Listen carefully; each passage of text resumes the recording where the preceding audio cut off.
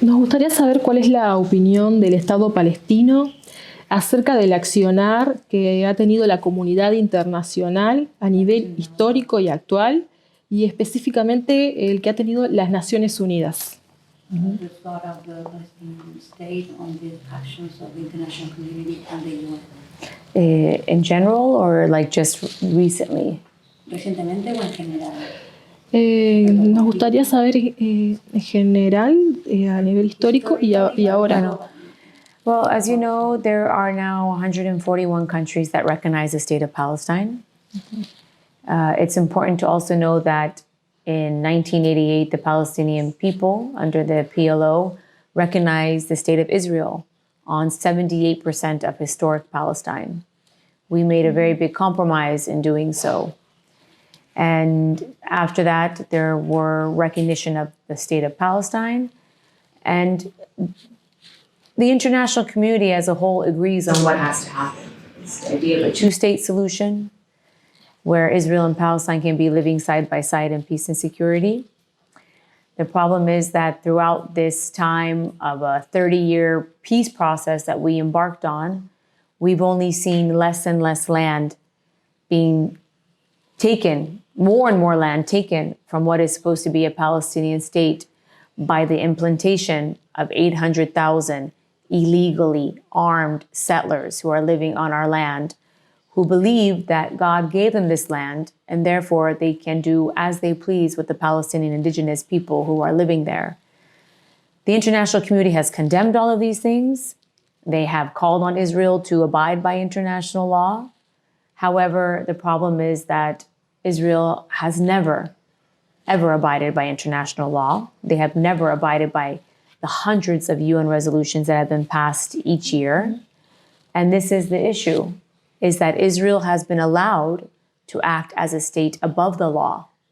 And this is something that we should not allow. We should not allow double standards to happen, because it not only affects us as the Palestinian people as collateral damage for their non-acceptance of international law, but it also, the collateral damage is also international law that is supposed to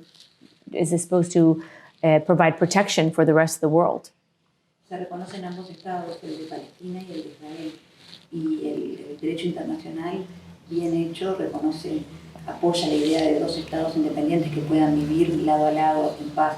Sin embargo, llevamos 38 años de este proceso de paz y cada vez los palestinos vemos menos y menos cantidad de tierra porque se nos está sacando. De hecho, hay 800.000 asentamientos ilegales dentro de los territorios palestinos y el derecho internacional condena esto, pero Israel no cumple con el derecho internacional y esto sigue pasando de forma constante. Genera un daño colateral que es muy grave.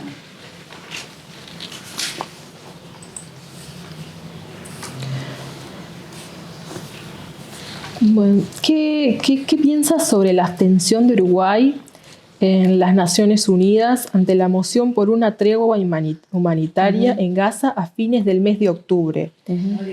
Siendo que Uruguay tiene un marcado perfil histórico por la paz y el respeto irrestricto al derecho internacional.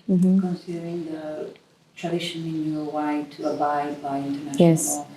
Well, of course, we have the utmost respect for Uruguay as a country who, like you said, values international law and human rights.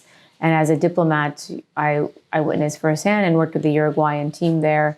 And I always say this, but it's very true. For a smaller country, they have a very big voice in these issues. And they lead processes, on, for example, on the rights of children because of their stance and their principled stance on this issue. So for us, you know, we were disappointed, if we can say so. We were still trying to understand why Uruguay abstained on a resolution where the majority of the world has voted in favor on a humanitarian ceasefire to help save the lives of people, to help make sure that humanitarian aid reaches people. You know, in Gaza, not only have we had 16,000 Palestinians killed, half of those women and children, there has been no humanitarian aid being able to really reach these people. But also Israel has turned off the water, the electricity, has not allowed for fuel until recent days to get in to help the generators in the hospitals. They have not allowed for medicines to be provided to hospitals. So we have a situation where people are not only being killed, but they are hungry, they are thirsty. Medical workers do not have electricity to do operations. They are performing operations without anesthesia. This is a horrendous situation, a situation that we have not seen in any time in the recent period, that has caused alarm, and the UN experts have sounded the alarm on this horrendous situation they are seeing. Sentimos el mayor respeto por Uruguay. Es un país que respeta los derechos internacionales, los derechos humanos. Yo trabajé con el equipo de Uruguay en las Naciones Unidas. Uruguay, a pesar de ser un país pequeño, tiene una voz muy importante, incluso como líder en derechos infantiles, por ejemplo. Entonces nos sentimos como palestinos desilusionados, no entendemos. La mayoría del mundo apoyó un cese al fuego. Van 16.000 palestinos muertos, la mitad de ellos mujeres, niños. Es muy difícil la llegada de agua, de combustible, de electricidad, de ayuda humanitaria, de medicamentos. La gente no se está muriendo, sino que tiene hambre, sed, hay dificultades para la atención médica. Es una situación horrenda. Yes, and just to add, these are war crimes. You know, Israel says that they're fighting a war against Hamas. They're not fighting a war against Hamas. They're fighting a war against civilians. They're fighting a war against children. They're fighting a war against Palestine. This is a genocide. And this is something that genocide experts and scholars and UN experts have said. This is not something that we are making up. If you have a country that is saying things that everybody is a target in Gaza, that everybody is a terrorist in Gaza, that they are human animals, that there are children of the darkness, and they're doing exactly all these things by bombing schools and hospitals and churches and UN's properties, people where they are telling them to go for safety and they're bombing them. This is a genocide. This is a plan to eliminate Palestinian people. Es un plan para eliminar a la gente palestina, es un verdadero genocidio y todos los académicos y estudiosos concuerdan en esto. Los israelíes denotan a los palestinos como si fueran todos terroristas, todos blancos, todos animales humanos, niños de la oscuridad. Este es un verdadero genocidio. El 24 de noviembre se declaró un cese al fuego entre Hamas e Israel, con la participación de Qatar como mediador. ¿Podría introducirnos a los detalles de la negociación? ¿Cuáles fueron los puntos a negociar? Yes. Well, I think the idea was to immediately stop the killing of Palestinian people. This was a call by basically the entire world. You know, maybe some governments didn't do it, but the world spoke. The world was manifesting in the streets all over the world, including here in Uruguay, calling for a ceasefire. And of course, the only way that you can have safety for the Israelis that were taken is by stopping the bombing. So we saw that during this period of pause, there were Israelis that were released, which is a positive thing. We want them to be released as well.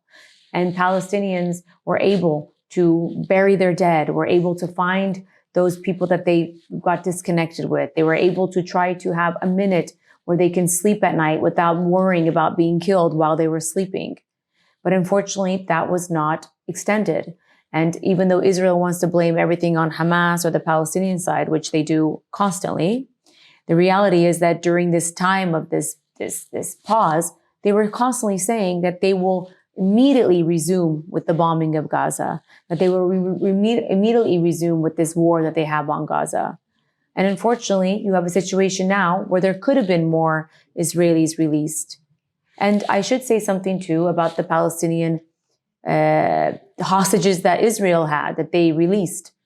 The majority of them were children who were placed in prison for throwing stones. They were women. They were people who were never even charged. And while they released those Palestinians, at the same time, they arrested the same amount of Palestinians. En cuanto al cese el fuego, el objetivo fue detener inmediatamente los asesinatos y esto fue algo que el mundo entero pidió, incluso desde acá, desde Uruguay. Esto por suerte logró que se liberaran a muchos rehenes israelíes y eso es algo bueno que nos hace felices. Por eso era importante que se detuvieran los bombardeos. Para los palestinos también pudieron entrar a sus muertos, pudieron descansar un poco del conflicto, juntarse con las personas que habían perdido durante el conflicto. Sin embargo, lamentablemente este cese el fuego no duró y no es culpa de Palestina como Israel quiere hacer creer todo el tiempo. Israel todo el tiempo amenazó con que iba a recomenzar inmediatamente los bombardeos luego que terminara el cese el fuego. Y también quiero agregar, porque me parece importante, que en cuanto a los rehenes palestinos liberados por Israel durante este cese, la mayoría eran niños, así por tirar piedras, mujeres, personas que no habían sido condenadas de ningún modo. Y es importante también notar que si bien liberaron esta cantidad de rehenes palestinos, capturaron prácticamente la misma cantidad de rehenes inmediatamente.